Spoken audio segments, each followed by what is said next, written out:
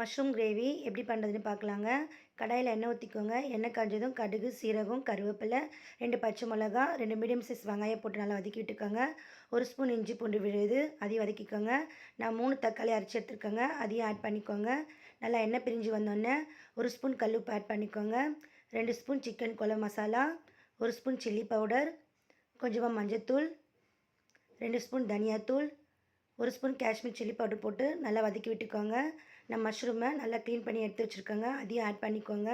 கொஞ்சமாக தண்ணி ஆட் பண்ணி நல்லா ஒரு 10 நிமிஷம் கொதிக்க விடுங்க. நல்லா எண்ணெய் பிரிஞ்சு வந்தோடனே 1 கப்பு காய்ச்சின பால் ஆட் பண்ணிக்கோங்க.